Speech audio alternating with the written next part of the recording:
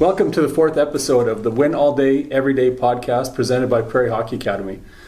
We're excited to have a special guest with us today, Scott King. We're going to jump into some of our Guide and Provide parent talk. We'll have our ongoing Grandpa B story time. Just have lots of good discussion even about some of our alumni from Prairie Hockey Academy and continue to move on. But today's guest, he's got a storied career. He's probably one of the few guys, I don't know, be quite something to kind of dig deeper and to find out who played NCAA Division I hockey and in the Western League. So from Boston University to Kelowna Rockets, and then spent some good hours on the bus, patrolling some of the great American Hockey League establishments like Milwaukee and Springfield and other places, and then over to Germany for a number of years with Iserlohn and Krefeld, Nuremberg. Again, just some traditional, beautiful spots in the world to play hockey. Had a chance to compete with the Spengler Cup with Team Canada and a whole bunch of other places in between. Currently, he's assistant coach with the Moose Jaw Warriors of the Western Hockey League, and he's also our skills coach at Prairie Hockey Academy. So I'm really excited today to be having on our show here at the podcast for our fourth episode, Mr. Scott King. Scott, welcome to the show. Yep, thanks for having me.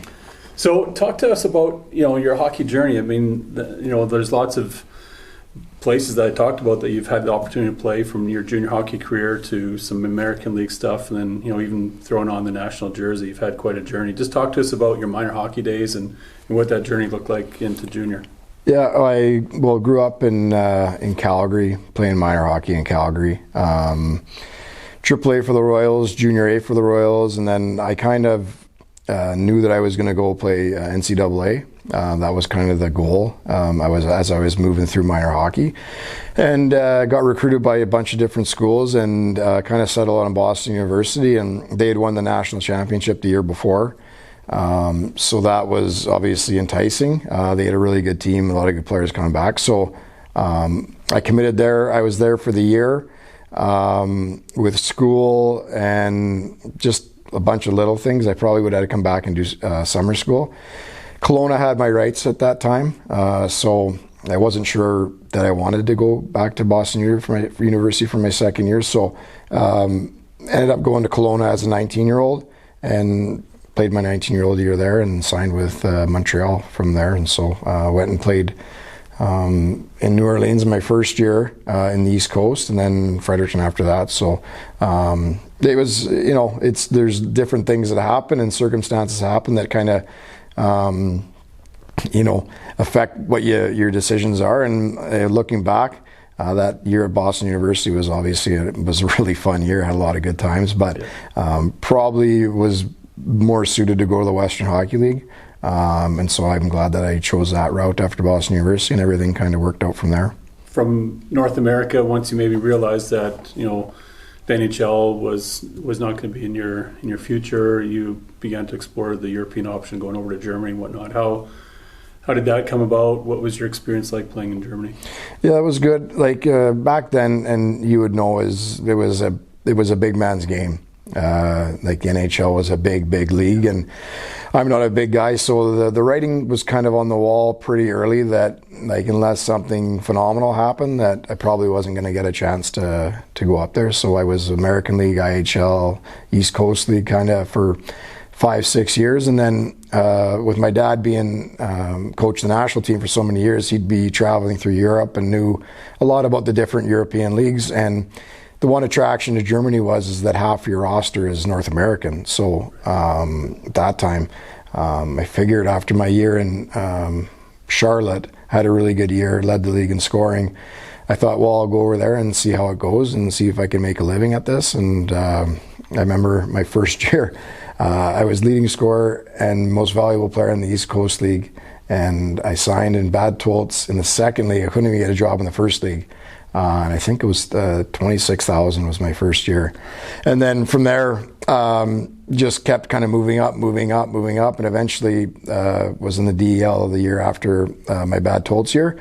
And then 6 years after that was playing on the biggest team in Germany. So, it wasn't just handed to me. You kind of had to, and that's a big point-driven league, is if you don't produce over there, right, it's like one and done and you're gone. So the pressure every year to perform is really big over there. You don't get 3 or 4 or 5 year contracts. So eventually got to the best team in Mannheim and ended up staying over there for 14 years, and it was great 14 years. Both my kids were born there, and we loved it. We loved the lifestyle. Obviously much different, the way that they live over there, and I see myself probably heading back there and coaching at some point, just because we enjoyed it so much. So the dovetail between you now coaching with Moose Jaw Warriors and having that desire to give back to the game on the coaching side. Obviously, you grew up around the breakfast table with, like you said, an NHL coach father, and not just the NHL, but with the national team, and really a legend in the game with his coaching career. What was that like growing up, knowing that maybe there was some maybe some pressure on you, but maybe not pressure? Like, was it a situation where you just knew that the game was always going to be in your hands? No, there was pressure. I remember, especially minor hockey, like that's, they're teenage kids. People say stuff, so I constantly get comments all the time. But I have thick enough skin where I just kind of laugh it off. And I was fortunate that I was always a pretty good player in every team I played on. So when someone would say something, I'd just be like, yeah, right, go have a look, at the stats or whatever. But it was interesting growing up because, he was with the national team for so many years. 4 Olympics, or I think it was 4 Olympics he was with. And then obviously getting the Flames job in Calgary. And I was playing minor hockey there, like AAA midget and stuff. So that was a little bit, obviously, a challenge sometimes, but he was really good at allowing me to kind of find my path, but also trying to help and coach me along the way. So he knew when there was times where he could maybe say stuff and times where he could just leave me alone. And he let me kind of just find my own way a little bit, which I appreciated. But I did get a lot of extra coaching. There's no question. I remember there was some long car rides home after games where I didn't play so well.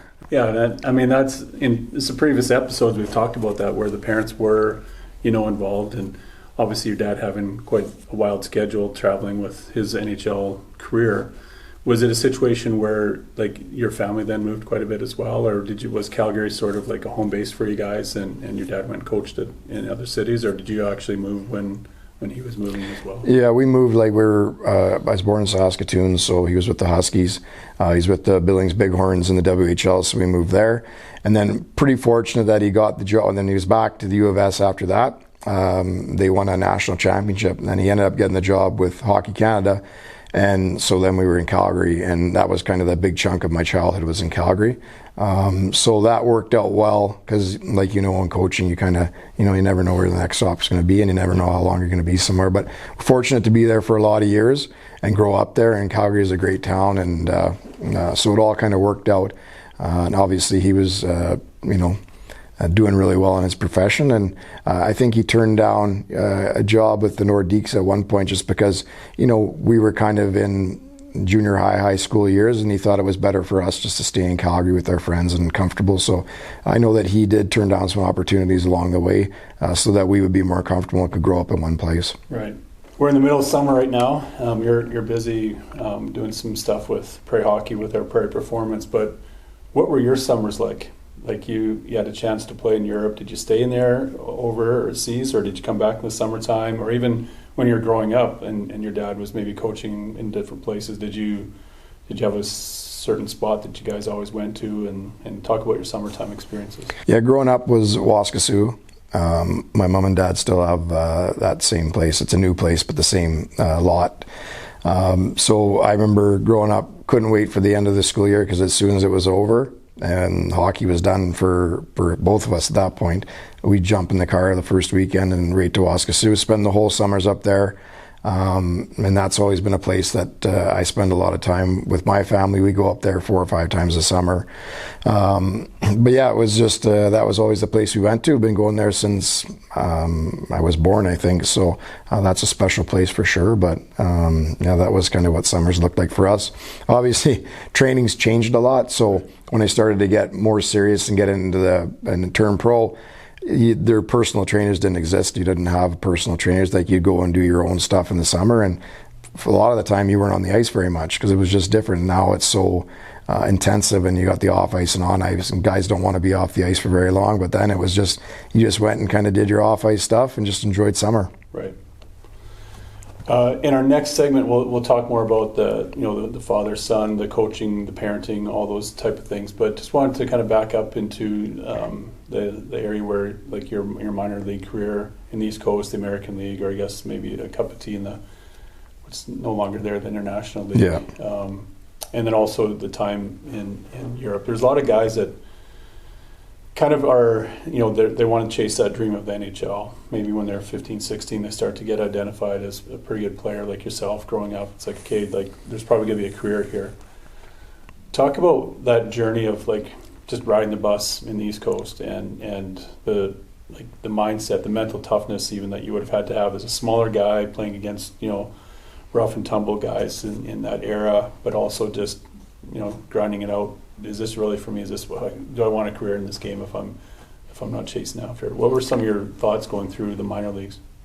Yeah, it was the first couple of years are exciting because you're making money and you're doing something that you really enjoy. For me, the bus travel, I always kind of enjoyed that. I just thought it was fun just to be with your teammates on the bus.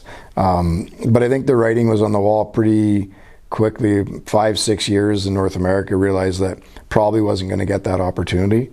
And so started to think hard about Europe and kind of, if you're going to make a career, it's a good place to go, and tax-free money and just a lot of reasons why. But yeah, there's times where, it's hard and you're maybe in and out of the lineup and, play for some hard coaches for sure. And people, and there's demands and stress on you. But I was fortunate that I just loved the game and I really had no aspirations of doing anything else. So if it wasn't in hockey, then I have no idea what I'd be doing. So I was fortunate to play as long as I did, and ups and downs just like anything. But if you love something, you're willing to, take some bad times, and there's also a lot of good times. So it's really worked out well, and I was fortunate that the hockey playing transitioned into coaching, and I've always said that nothing's ever as good as playing, and it isn't. It's just totally different, but I guess coaching's the next best thing, and so I was fortunate that I was able to transition from playing.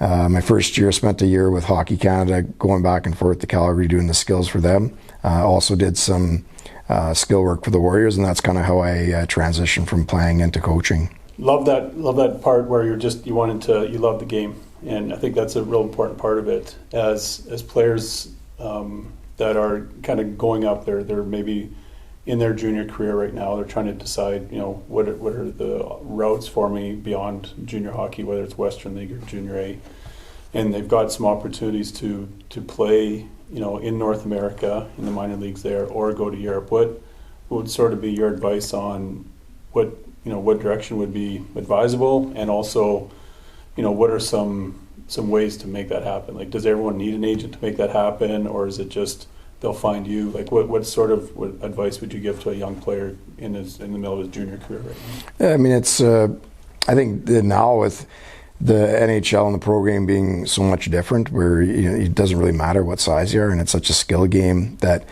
it depends what kind of player you are. But I would chase it maybe a little bit longer now, because you just never know. You see so many guys now that they don't find themselves in the NHL until they're like 26 or 27 years old. So I think sometimes maybe you get discouraged and you think, well, it's time to go over to Europe because I'm not getting my shot. But I think now more than ever, you see older players getting opportunities to play in the league, and it's just it's a league now where if you're skilled enough, you get the opportunity to go. But as far as getting over to Europe, it does help if you have an agent for sure, and that's a difficult thing. Is I've had lots of experience with guys in Moose Jaw looking to head over there, and it's not that easy. Like, you need to have a European agent doing some work for you, but I mean, that's tricky now too as well. Like, I was fortunate that I had a guy named Klaus Hilly, and I got in touch with him through my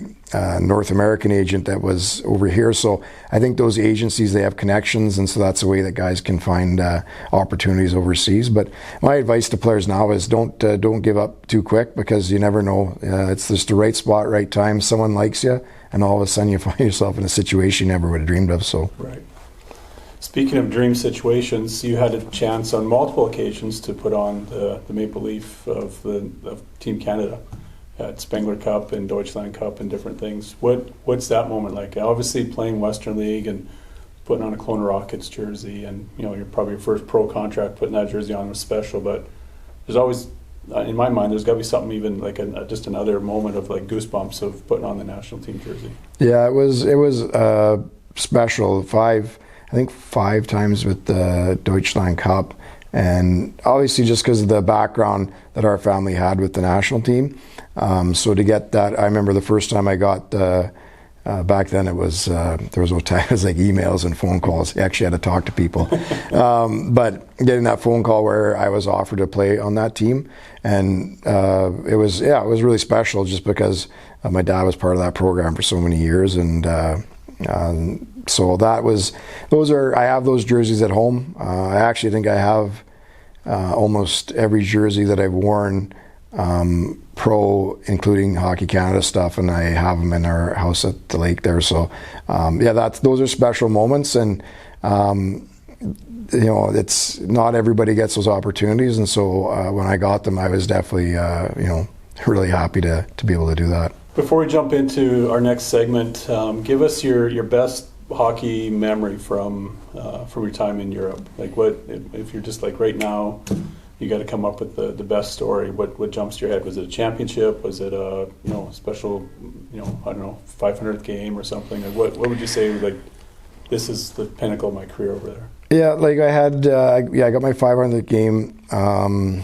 Like in Hanover, that was special. They did a big thing before the game and a presentation. And actually, what was so nice about that is Cole, my son, came out and dropped a ceremonial puck for the opening face-off, and so that was a cool moment. But the thing I actually remember about Europe the most was it's just so different there. After you win, you can bring your kids onto the ice, and so like guys would bring their kids onto the ice. So I just remember, and I have lots of pictures of me being on the ice with my kids and all the fans cheering in the background, and that's kind of the things you remember. Is as soon as you'd win the game, you'd gonna go find your wife, grab the kids, go on the ice and do the big cheer, because they have the big celebration thing that they do at the end of the game. And those are the things I remember. And obviously you run into guys along the way that you played with or against and you haven't seen in 15 or 20 years. And it happened to me actually when I was with PHA my first year in Penticton. I was walking down the hallway and I run into Jamie Pollock, and he was coaching one of the teams, and I was like, what are you doing here?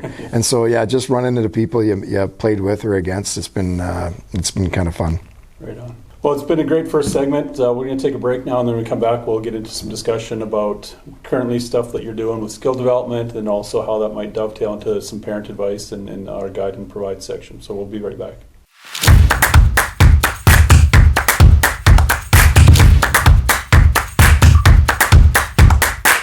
All right, we're back for segment number 2. We're here with Scott King, assistant coach for the Moose Jaw Warriors. Scott, in the first segment we talked about just growing up in that hockey family with your dad Dave, just being a coaching legend at the NHL and with the national team program, even at the university level with U of S and stuff like that. So you grew up, around the kitchen table talking about all things hockey, or you talked about the pressures of all those different things of hockey. What were some of the, I guess, the two-sided coin? What were some of the pressures that you faced onto that? But then also talk about some of the perks of growing up in such a hockey household. Yeah, pressures obviously were he was who he was, and that kind of there was a lot of weight when it comes to when you're a hockey family that people expect you to be a certain kind of player, and so there was pressure, but I never really, to be honest with you, never really felt like under pressure. I just enjoyed the game so much that I never really felt like I was forced to play it or keep playing, or I just loved it so much that I just couldn't wait for the next season to start. So I really didn't feel much pressure growing up. It's definitely changed a lot with the way things are now. So I was fortunate that I really didn't, I just played it because I loved it, and got to skate on optional skate days with some of the national team stuff. I remember when my dad was coaching the Flames, we got to go to Chicago Stadium and do morning skate with, there was like 8 guys out there. So there was lots of little things that you got to do that most normal kids wouldn't get the opportunity to do. So I was around the rink a lot, and obviously I'd be the water boy when he was with the national team. I remember doing that in Saskatoon a couple times. So obviously lots of little things that when you have a father or whoever that's in the game, that you get to do some pretty cool stuff that lots of kids don't get to do. And I've tried to share that with my kids when I was playing, bringing them around the dressing room lots and practices and having them out for skates in the morning. So just tried to pass it on to my family. That's awesome. Yeah. And obviously, we were talking a lot about your dad, but obviously your mom played a big part in that. Oh, yeah. I don't know, maybe she even taught you how to shoot. I don't know. No, she was, he was gone so much that she, 3 kids, she had a lot of pressure on her to handle 3 kids, and my brother was a big ski racer, so you're going to the mountains all the time. My sister was into horseback riding, so she ran us around. And at that time with the national team, you were gone for chunks, it was three weeks sometimes, so a lot fell on her, and she was great just making sure she had time for all of us, and I don't think she ever missed one of my games. It was pretty incredible. So she was a big part of it. But yeah, just fortunate to have good parents that cared and wanted to be around. And obviously it gave you a great framework, right? And then, your family is still involved in the game. You're coaching with Moose Jaw, helping out as a skills coach at Prairie Hockey Academy. You alluded to the fact that you were a smaller guy that needed skill to play in your era. Is that why you love being a skills coach now? What sort of was the genesis for you saying, I want to get back into coaching, and I've got my sort of my shtick would be on the skill side of it. What was that moment? When did that light come on that you wanted to get back to the game? Yeah, it was actually my last 3 years in Europe. There was no such thing as skills coaches back then, and so at the end of practice, I would always kind of just dream up a couple of drills to do with whoever wanted to stay out, and I knew that I wanted to do them. So, and it ended up being where 8 or 9 guys would stay out, and I'd put out a series of cones or whatever, and just kind of do these little skill drills at the end of practice. And so I did it my first year, and guys really liked it, and so I just continued to do it because I like to do it myself. But that's kind of how it. I really knew that I enjoyed that part of the game, and obviously being a skilled player, but then actually kind of running drills myself with my teammates at the end of practice. That was kind of where I was like, this is something that's pretty fun. And at that time, you started to see that skills coaches were becoming more relevant in the pro game, and I was just fortunate that it kind of worked out that way. So segue now to our segment on parents and giving advice to young families that are in the game of hockey. If you're in Adam or even into Tim Bitts, what are some advice for parents that they can help give some guidance to their young player when it comes to skill development? What are some really fine motor skills or things that they need to be working on at, say, that 10 and under age group? Yeah, 10 and that's, you have to just move. I think that try to get too technical and too fine too early is a mistake. I think that the kids don't need to be standing in line. Kids just need to move. I've always thought that with young kids, one of the best things you can do at the start of practice is just throw the pucks out for 10 minutes and let them just wheel around, because everybody's got a puck in their stick, everybody's moving. And I think sometimes with that age group, we're trying to maybe control or how practices go and be a little bit too precise, when really at the end of the day, they just have to be moving and have a puck in their stick. And if they're doing that, you're usually having fun. And that's how they're getting better. But to get too technical before that age, I just think you're wasting your time. And I know from my experience in Europe, that's a very heavy European influence model too, where they just they might have 70 kids on the ice at practice over there and broken into sections, and that's everyone's got for the whole 60, 75 minutes. They've got a puck on their stick. Right. Whereas here, at times we're have 8, 10, 12 kids on the ice, and right. One kid skating the whole time with the puck, and no one else gets that development. So, great advice for that young family that's just trying to. And then, what if they only maybe get 2 or 3 practices a week at the most? Is there some things off ice skill wise that they can be working on for that development to be taking place for that young guy? I think off ice stuff hasn't changed in forever. You drop a wooden ball or a golf ball in a driveway and working on your puck handling, that's is good. That's something you can really improve off the ice. Your shot, we tell kids, and meetings all the time with whether it's PHA or Moose Jaw, is that you can get your shot better off ice. That's the number one thing you can improve, not have to be on the ice, is just shooting as many pucks as you can. So there's different ways of doing that. I mean, you can do some stuff where you're actually sitting in a chair shooting a puck where it's all arms. So there's a lot of different ways you can train those certain skills that you don't need to even be close to an ice rink. Then moving from that point where kids are just having fun, it's a grassroots, they're doing Timbits, they're just having fun, parents are there to support them. They start to identify that, well, maybe I got a bit of skill, maybe heading into second year Pee Wee or the U13s and then into the U15. Starting to try out for teams. We're 4 weeks away from tryouts a lot of places across Canada here. Mm-hmm. What are some skills that they need to start acquiring for that sort of 12 to 14 age group? Like what would be that next skill development step for them?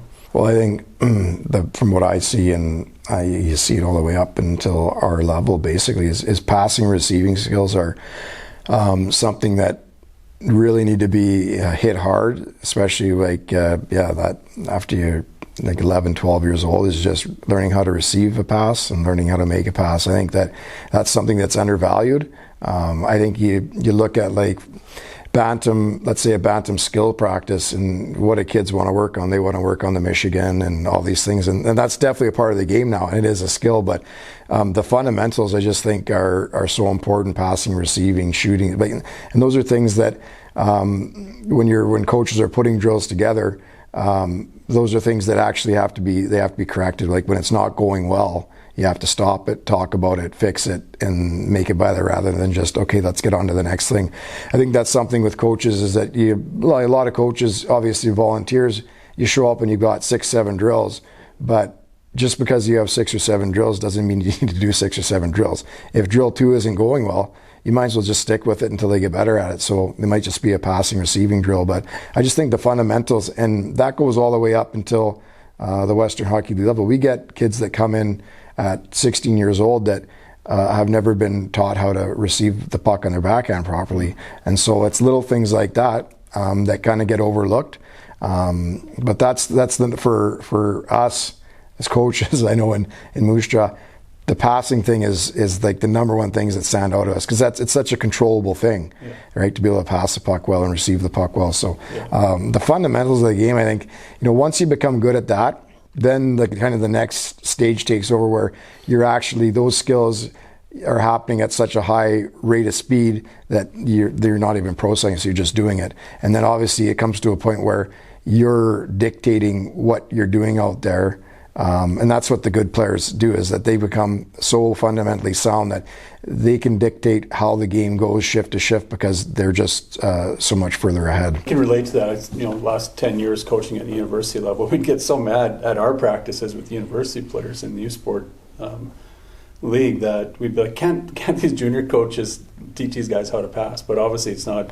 It's a systemic issue where, at that young age, if they can start to ingrain that passing and receiving into their game, they're going to get a leg up even through junior and then on into university and pro hockey. Yeah, I just think that like we talked about, your shot, your hands, you can always work on that. That's lots you can work on off ice. Passing, a little more difficult. You need to be on the ice there's probably some stuff you can do in the driveway with one of those disc puck, but those are the things that stand out to me when I'm watching practice right away. Like the first 2 minutes, usually doing some sort of passing drill, and you can identify like who hasn't been taught those skills at all and who actually has been taught those skills, and you can see there's a big separation, and we're talking even kids up into like we talked about 17 years old that are still struggling to make a pass. So I mean, I think that everybody talks about skills and thinks you have to have all these things on the ice, these apparatuses and these danglers and all that,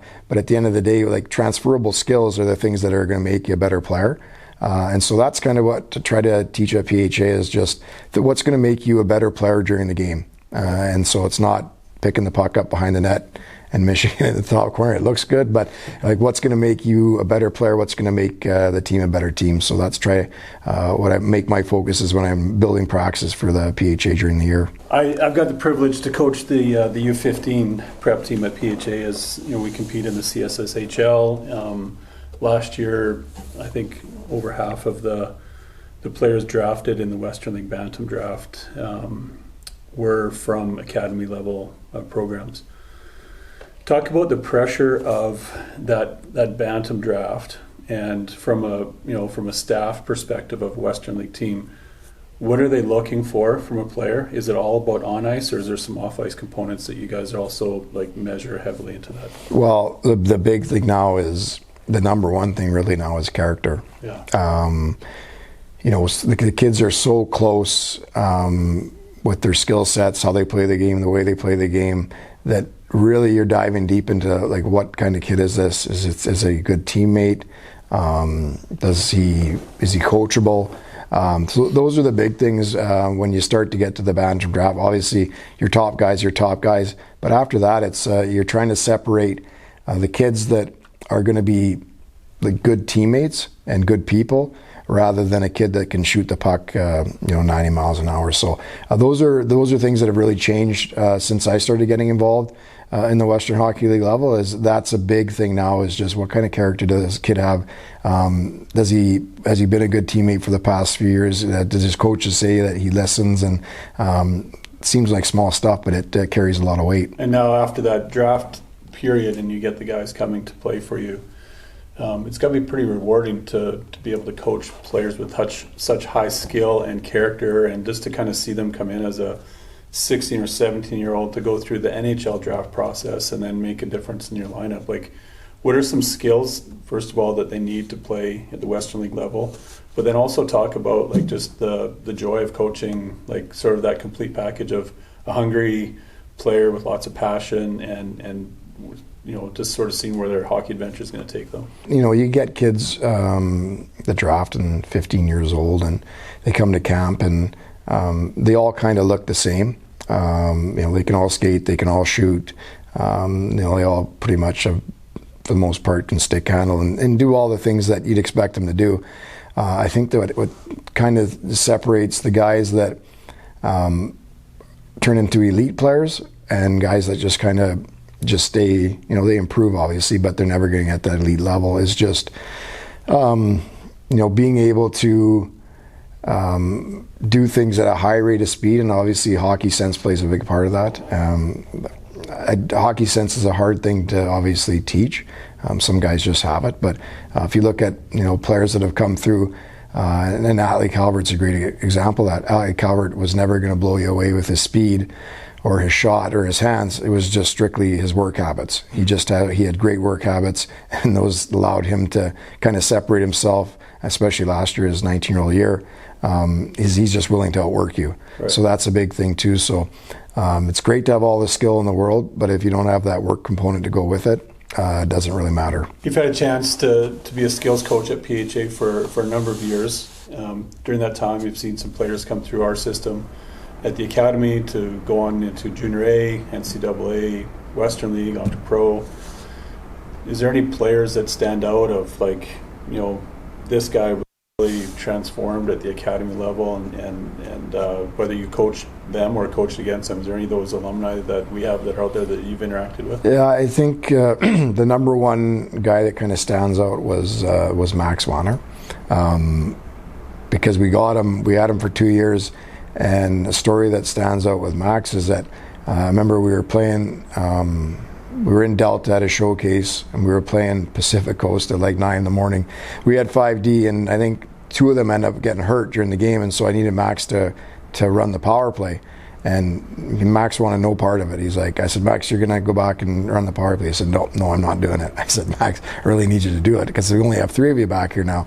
And so seeing the growth of a guy where he came in and was unsure about his ability, his skill set, what he could do, to see where he kind of started, really unsure of himself, both on and off the ice, to where now he was a dominant player last year in the Western Hockey League and drafted by the Oilers, signed by the Oilers, and now he's just oozing with confidence. But to see a guy come in and that's so raw and unsure of himself, to a kid that you work with in the summer and was on the ice with him this morning, that's just confident, and just to see the growth both on and off the ice. So it's been great. Last week in the episode, we had the Calvert brothers on. You get the chance to coach one and against the other. This, the previous episode we also talked about Chase Coward, with the Red Deer Rebels. Any stories of experience with them over the last couple of years? Yeah, no, Chase was great. The year we have him for 2 years or 1 year. I'm not sure. 2 years, but that team that they had, that 15 team that they had with Atlee, Ethan Peters, Chase Coward, Max Wanner. Go on and on, and so many kids that are either Western Hockey League Junior A or have gone on to play NCAA. That was a great team, and that team there kind of was the team that brought a lot of legitimacy to that program. That was the first year we were in the league, and at that time we had it was called midget varsity as well. So we had the Elite 15 midget varsity, but that Elite 15 team went and kind of unknown started playing some of these bigger schools and beating them, and so that team really brought a lot of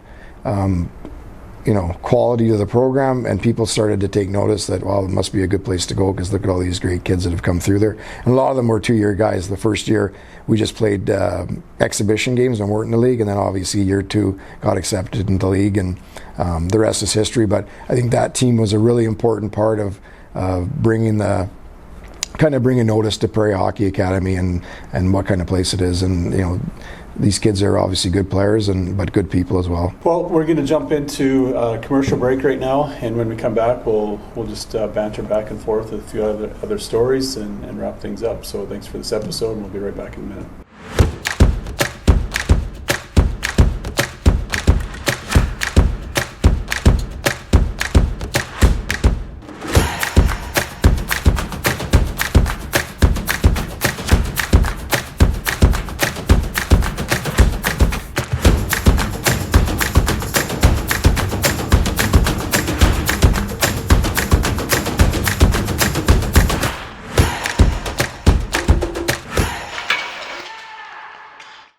We're back from commercial break into our final segment. I'm here with Scott King, assistant coach for the Moose Jaw Warriors and skills coach for Prairie Hockey Academy. Scott, this segment is an episode, or part of the episode, where we just tell stories. Not that we haven't already, but it's just sort of stories that dovetail back into some of our themes. Obviously, today's theme is skill development. That's a big part of your background and whatnot. A couple of stories I've got, sort of with that international flavor, because you spent so much time in Europe, is in the early 2000s, I had the opportunity our family was living in the Czech Republic, in Prague, and doing some work over there, and got to know some administrators and coaches from Slovakia. And one of them had asked, because we were on our way moving back to Canada, they said, "Oh, does Caronport have a female program?" And we didn't at the time, or there wasn't. And I said, "Oh yeah, well, we're in the process of getting one started." And they had some really talented young players that they weren't NCAA weren't ready, but they're outgrowing, they weren't getting that development against boys anymore. And so sort of kind of put the cart before the horse by saying, "Oh yeah, we got a team." And then a few short months later, we started a team in Caronport at the high school. And these 3 Slovak players came to play for us, and to round up enough players to be on that team, it was a scramble. Like we were going and talking to figure skating clubs and ringette and whoever we could, just to kind of gather enough players, and went to the first practice. And of course the one Suska Tomchikova, she'll be a Hall of Famer goaltender, was the goalie of the 2010 Olympics, for example, and so she was playing net for us, and we had a defenseman and a forward, so like some really talented, but everyone else was like, it was so bad that after the first practice, we went back to the literal drawing board, and I had to explain what offsides and icings were, and just kind of give the game, some context. And so, as I've shared, the 3 Slovak players got to, they got Division I scholarships. They went to the Olympics. They got to play some pro hockey in Europe. But the story I want to tell of some influence on skill development was a young lady that had never played hockey. She just kind of skated maybe on the back pond in small town Caronport, was Katie Moffat. And Katie she was athletic. She'd played other sports, but she just fell in love with the game of hockey. And in Caronport, there's on the one side of town, there's it's right on the edge of town, so her yard kind of backed onto the farmer's field. And so her dad built like this plywood wall, and she wouldn't go to bed until she shot 1,000 pucks. She was in that backyard driving the neighbors in small town Caronport absolutely crazy, shooting her 1,000 pucks. And by the end of the year, she was a pretty good player for us. And in 3 years afterwards, she got a scholarship to play at the University of Calgary. And I just think back to that time of just this absolute raw, no development, no skill, to having that determination of, oh, I see other players. I see some other girls that are playing the game, and they're playing for their national team, and they're getting these crazy, great experiences. I think I can do it too. And she was in grade 9, and it wasn't too late for her to get a scholarship to go and play university hockey. And so I always talk about Katie Moffat as a great little story of someone that was determined, saw the example of other players, and didn't just sort of be like, well, I got screwed over because I didn't get the chance to play as a younger kid. She put her mind to it. She put in the work in the backyard, came to practice and worked hard every day, changed her nutrition, whatever it took, whatever the Slovak players were displaying, she was in step with them. And I just think that's one great story. The other one is somewhat similar, but on the male side and in a completely different country of Kazakhstan. In 1998, I don't know if you remember this or not, but the Kazakhstan team qualified for the World Juniors being hosted in Winnipeg. And I had the opportunity, I was working for Hockey Ministries International at the time, and we'd gone to Winnipeg to hand out Bibles to each of the countries in all of their own languages. And a lot of the countries, just chased us away and whatnot. But when we met the Kazakh team in the St. James Canadians Arena parking lot, got to meet their delegation, talked to them, presented them with Kazakh Bibles. It was just one of those really surreal moments of like these guys just really wanting to know what North American hockey was like, and that was their first time over here, and their goalie stick had broke, so they'd put a nail in it and put some twine in it just to hold the paddle together. And their goalie at the time, who I'll get to in a moment, had a cat eye mask, which were illegal in North America at the time, and so they were running across the parking lot to the sports store to find a goalie mask so he could play the game that night. It was sort of these bad news bears, but they'd captured North America's attention because they had some pretty good players, naming Nick Antropov and Evgeny Nevikov on their team. That's probably why they had qualified out of Pool B to come to that tournament. And I remember then at that moment just saying, like, man, God, if I could ever have a chance to work in Kazakhstan, sign me up. And 12 months later, I was flying into Kazakhstan with a couple of other guys. And we'd assembled a team from Caronport High School. We were the first ever team from Canada to drop into the soil of Kazakhstan to play some hockey over there. And sort of the same thing. We were a ragtag bunch. We were playing in the South Sask Minor Hockey League against Estevan, Weyburn, Yorkton, Melville. And at the end of the season, we jetted off to this country in the middle of, Siberia was the mountain range that it runs through that country. And so whenever I was in trouble, my mom would just say, if you don't behave, I'm going to send you to Siberia. And here I was in Siberia. But from a skill development perspective, I remember like we legit, like as this minor hockey midget team, we got police escorted everywhere. All the restaurants that we ate at, they went and inspected them beforehand. Every game was sold out. To the point where Viktor Nabokov, who was a legend goaltender himself, him and Tretiak playing in the Russian system, Evgeny's father, thought that he could just come to the game, and then when he got there and he realized that it was sold out and he had to watch the game from outside on a screen, he came to us afterwards and we had a bit of a visit and got to hang out with him, and he was really integral in our continued development over there for the last number of years. Got talking about his son, Evgeny, and coming from that World Juniors in Winnipeg, had a chance. I think it was San Jose that had drafted him, and I remember talking about do you think he'll play over in the National Hockey League, or is he going to stay in Europe? And his dad was a hockey legend. He's seen Evgeny grow up, obviously advocate for him, and I remember him just saying, I don't think he's going to be good enough. But we'll see what happens. And what had happened was that summer he came over, he trained, he moved to California and trained his brain out. Like he went crazy training, getting adjusted to North America, and he was goalie of the year. He was all-star. He went on to play a number of games. He'll go down in San Jose Sharks history as like one of their best ever goalies. And I just think back to that time, seeing him in Winnipeg, right? Getting a new goalie mask and playing with a broken stick tied together, to being like a legend in the National Hockey League, and seeing that journey of how he had to make changes in his life, and his parents had to make sacrifices to make sure that he got that opportunity.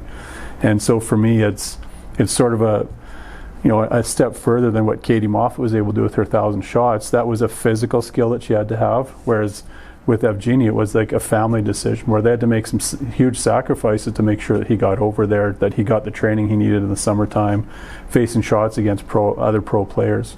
And those were the things even today that he would say, changed the trajectory of his career. So I love that skill development, whether it's a mental skill that they got to work on, or in Katie's situation, an actual physical skill that she had to acquire. And I think that's when you add all those up, I think you've probably come across a bunch of those stories yourself and experienced some people that you thought, that guy's never going to play, beyond junior, and then he made a great career out of it. Or maybe just another pro guy that you played with, or a teammate, and you saw the mental mindset, that shift where they made a change. Was there any of those stories that relate to you? I can think of a lot of guys, just using PHA for an example, is guys that you see the first week of practice and you're watching them and you're like, oh, this is going to be a long year. And there's a kid that stands out in particular. I don't want to say his name because I don't know if he'd like the story very much, but it's a great story. But just like I said, I was watching him the first year. He was on the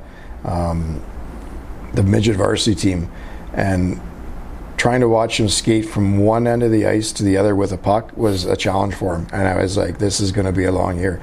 And he ended up staying. He was in the program for, I think, 3 years.